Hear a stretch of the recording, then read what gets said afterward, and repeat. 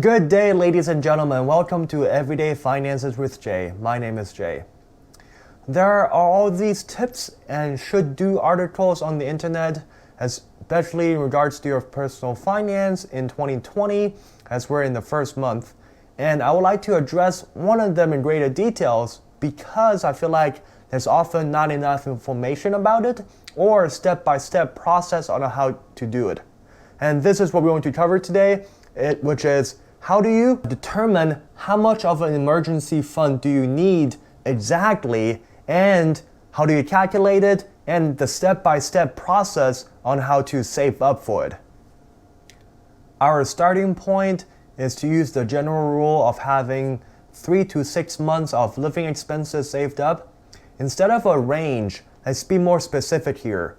Let's use 4 months. But if you're able to save up to 6 months or even a year and that makes you more comfortable and more secure, go ahead and do that. You can do that with the following calculations as well. And it depends on how much you spend per month and your lifestyle. 4 months of living expenses will look different from person to person. And we're going to talk about living expenses, which is just the necessities you need in order to live. And I have a video in the top right corner of the screen about an easy to stick to budget that works if you're interested. Necessities refers to the bare minimum of what you need in order to survive. You may think that you need Spotify Premium, Netflix, Starbucks coffee, go out to eat for lunch because your coworkers are going to. Let's be honest here. We don't actually need any of that. It's nice to have and would want to have, but it doesn't interfere with our survival. And here's on the screen is a list that I can think of the necessities.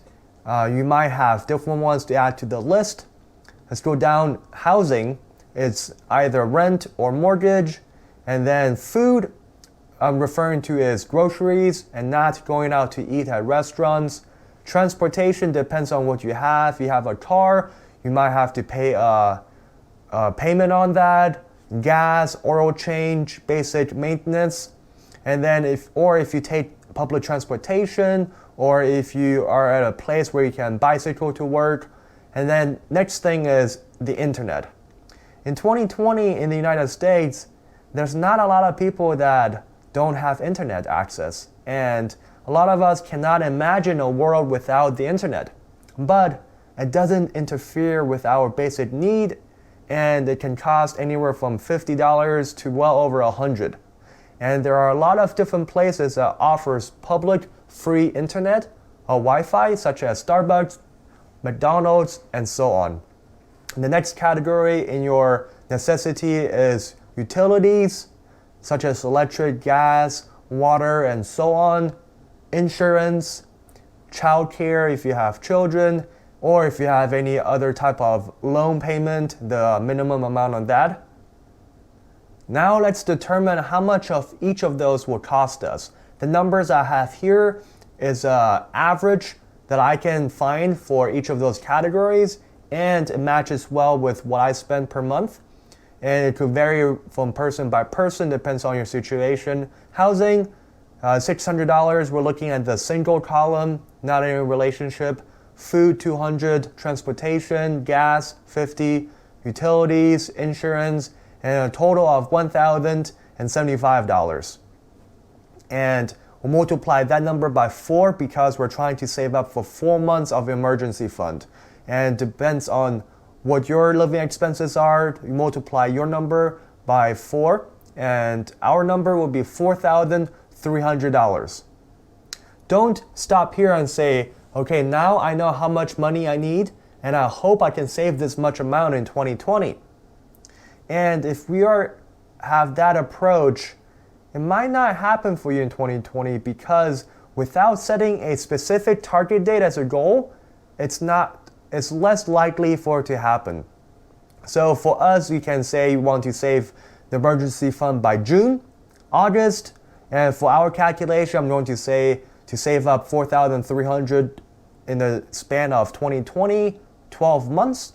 So dividing the that number by 12, which is 358 and some cents. So we're going to try to save $359 per month.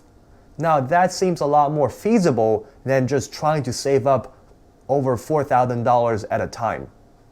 Now we know how much we need to save per month in order to reach our emergency fund, and the question is, how do we do that? What I recommend the way to save this amount is to follow the principle of paying yourself first, which means right after you get paid, when the money goes into your account after taxes and everything else has been taken out, from that amount, I will put away the amount of money that you're trying to save. For this case, it's $359. And after that, start spending money from that amount.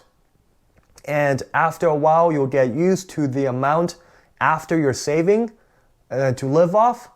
And there's a more likelihood for you to reach your goal.